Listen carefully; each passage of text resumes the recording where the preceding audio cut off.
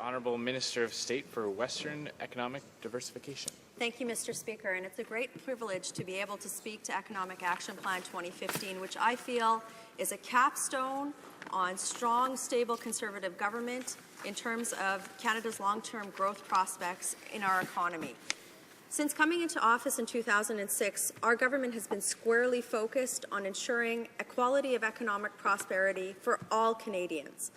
And this means a very purposeful, focused policy approach since coming into government on this particular issue. When we came into government, between the period of 2006 and 2008, we aggressively paid down Canada's debt.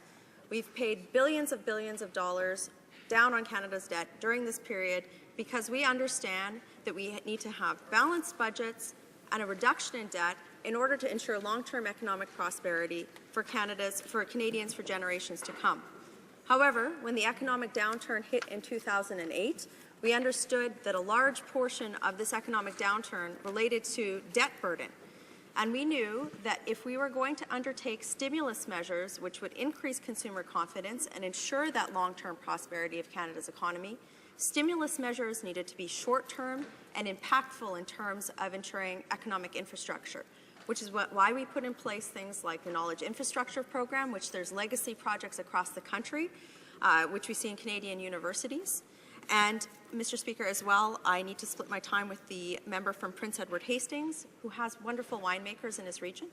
But continuing on, these infrastructure programs left a legacy of economic infrastructure across the country. They positioned Canada for long-term economic success. However, once they were completed, they didn't increase the size of government. They didn't create entrenched long-term government bureaucracy, which meant that once we were through the worst of the economic downturn, once we started to see a sign of recovery in 2009, our government was squarely focused on coming back to balance, Mr. Speaker, because on this side of the House, we know that budgets do not balance themselves, that we need to be very aggressive in terms of having a plan both for efficiencies and spending, making sure that as a government we understand how to deliver services to Canadians in a most effective and efficient way and be wise stewards of taxpayer dollars, but also on the other side of the balance sheet create opportunities for growth. So since 2009, we've aggressively pursued a trade agenda. When we came into office in 2006, I believe the figure was five free trade agreements. We now have over 40, including a historic access into the European market, over 500 million new consumers for Canadian goods and services, and entry into the Asian supply chain with this Canada-South Korea free trade agreement. This places Canada in a historic world-leading position in terms of attracting foreign direct investment because we can trade with other nations in an unprecedented way. We've tried to build a very skilled labour force with things like the Canada Jobs Grant, our apprenticeship programs, Mr. Speaker.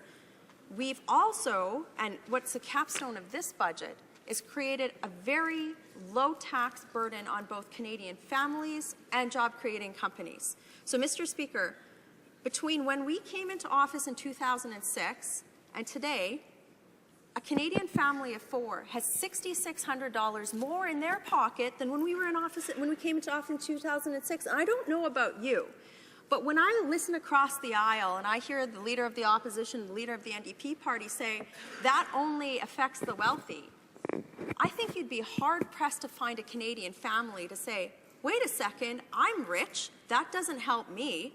I think that's actually rich. And I think that when these folks go to the polls in the fall and they try to spread that message on Canadians, they're going to be in for a very big surprise. Because we understand that the role of the state is to get out of the way as much as possible while ensuring the health and safety of Canadians and creating economic opportunity, not creating government for government's sake and not running on power for power's sake, Mr. Speaker. So in this budget, we have measures such as reducing taxes on small business, which sees the lowest, since we came into office in 2006, small businesses pay 44% less in taxes than when we came into office. That's an incredible milestone. That means that small businesses can hire more people, they can innovate, they can spend more money on developing new products and services, increasing productivity. They can weather economic storms because hopefully they're in a position where they can be liquid. And Canadian families have choice in childcare. They have choice in how they spend their finances because, Mr. Speaker, my colleague opposite over there, just in my colleague's last question, talked about a taboo topic.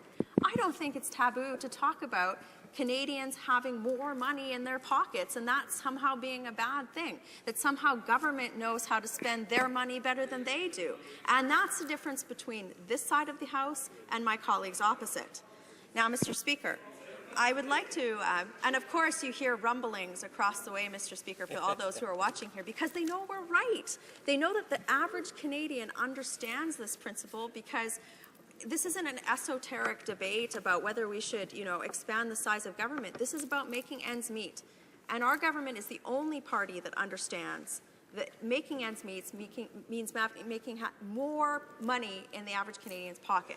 Now, Mr. Speaker, as Minister of State for Western Economic Diversification and having a file that looks at the diversification and long-term growth of Canada's economy, we set 5 priorities after I came into Cabinet in 2013 in terms of our portfolio. That was ensuring that innovative technologies and services were able to be translated into the Canadian economy in Western Canada, that we were ensuring that First Nations and Aboriginal people they had accelerated economic opportunities in the context of the Western Canadian economy, that the Industrial Technological Benefits Program, which relates to government procurement, that small, medium-sized enterprise in Western Canada were well positioned to take advantage of these types of programs, that Western Canadian SMEs were well positioned to both take advantage of trade and investment opportunities that have been created through our government's free trade agenda, as well as be in a position to attract foreign direct investment into Western Canada. And of course, skills training, ensuring that we have a highly skilled labor force. And this budget, Economic Action Plan 2015, impacts Canadian businesses and families in Western Canada in a very meaningful way. Because I don't have enough time, I wish I had 3 hours to talk to this, I'll hit some of the highlights. I'm very excited about Western economic diversification. We'll have a role in managing the Canada 150 infrastructure program, which we'll see, as in the budget it was outlined, that we will see renovations and expansions of community infrastructure as it relates to Canada's 150th anniversary. With regard to our innovation agenda, we've seen increased funding to Canada's Tri-Council research partners, which is fantastic. I'm fully supportive of a strong knowledge-based economy in Canada, and we understand that basic research has a strong part of that. And we've been one of the few countries in the world where we've seen not only a status quo, but an increase during an economic downturn with a balanced budget to support for basic research, including a shout out to one of my favorite agencies across government, the Canada Foundation for Innovation, who does excellent work in providing basic research infrastructure. And I only have 2 minutes, so I will say 2 things. A shout out to my colleagues at the Intellectual Property Council of Canada, IPIC, for advocating for some measures in the budget related to client privilege. For a long time, Canadian intellectual property agents have advocated that they should have similar rights in terms of client confidentiality privileges as lawyers do, because this helps protect Canadians' intellectual property in a stronger way. That's in this budget.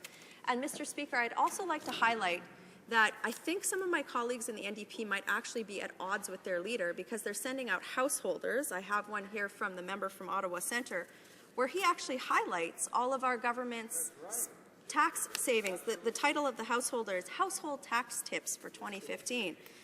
He says here that the Canada Child Tax Benefit and National Child Care Tax Supplement benefits low and middle income families, and that National Child Care Benefit Supplement that should be something that they provide. And he highlights in here that if you have a spouse or a common law partner, they should also file for the benefit on an annual basis. So, Mr. Speaker, my question is this.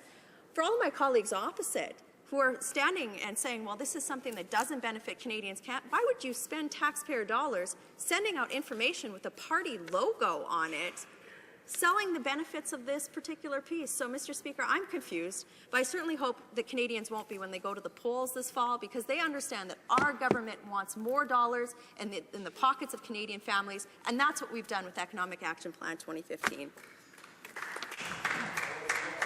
Questions and comments. The honourable member for Skeena-Bulkley Valley. Thank you, Mr. Speaker, and I thank the Minister for her speech. I have some questions about the Canada 150 grant, because I have a number of places in Western Canada, particularly in northwestern BC, that are looking for opportunities. Now, one thing that I noticed in the budget document, well, one thing I noticed that was not in the budget document was enough about Western Canada specifically. I know she's the Minister for Western Diversification, so this is important to her. And so this is something I know there's money there for a telescope in Hawaii, and that's good. But there seemed to be a bit of an absence, a bit of a taking for granted. And I know the Minister's got some answers as to what I may have missed in the 500 pages about Western Canada specifically. Something of note in who's changed in this budget document as well, that the typical Canadian family, Mr. Speaker, I don't know if you followed this, but every budget, the Conservatives roll out who the typical Canadian family is, usually 2 parents, 2 kids, man and a woman. And in previous budgets, the woman in their typical family actually was earning more than the man, but they were earning some equivalency. In this latest budget, the woman has taken a dramatic pay cut. I don't know if everybody noticed this, but she actually took a $50,000 pay cut in order to be able to apply for income splitting. So is this the Conservative imagination at work here in terms of what the typical family needs to be, is that women are going to have to take this pay cut in order to take advantage of something like income splitting? This is not what Canadians are looking for. They're looking for a representational government.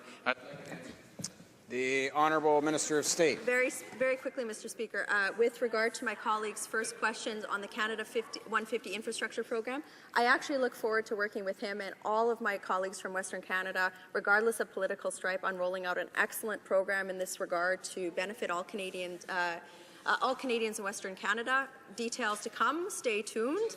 We're working hard, and kudos to my staff at Western Diversification Canada, dedicated public servants for working on this program. Now, Mr. Speaker, what's interesting about the latter part of his question is that he's actually, entrenching a social more. Did you notice that? I don't see anywhere in the budget that it talks about the fact that the woman is the smaller income earner. Mr. Speaker, by him standing up and saying that a woman should take a pay cut, he's actually saying that fathers who are allowed to stay home shouldn't be allowed to do this. And income splitting, it doesn't allow.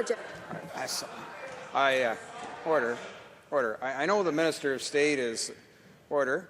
I know the Minister of State is responding. Honestly, with all of the noise in the chamber, I'm even at odds myself to hear what the response is. So we'll have a little bit of quiet, and we'll let the Minister of State finish her response, and then we'll get on to a second question or comment. The Honourable Minister of State.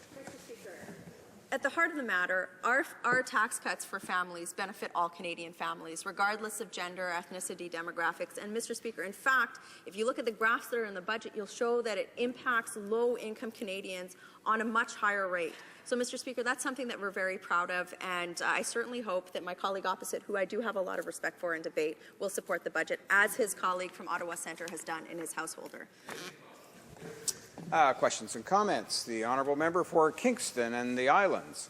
Well, thank you, Mr. Speaker. You know, the questions I had in mind kind of piled up as my honourable colleague spoke for longer and longer. But so I'll just try to maybe roll them out and see what she says. I think, first of all, my first comment would be I think the budget and the minister have ignored the effects of inflation on the budget. And if you look at the Tri-Council budget, it's about $3 billion, which means that with 1 to 2% inflation, which it has been in the last few years, that's $30 to $60 million of purchasing power that's lost. And so the funds that she mentions in the budget that were announced don't even cover, first of all, we have to wait an extra year to see them, and they don't even cover inflation.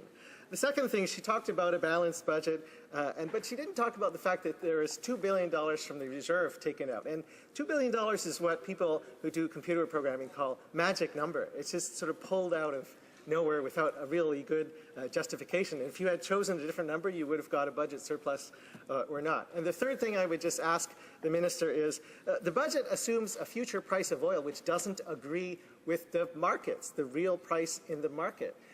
And so if you really believe in the market, if you believe that you're not smarter than the market, which is a pretty good thing to do, you would be using a much more conservative, lower future price for oil.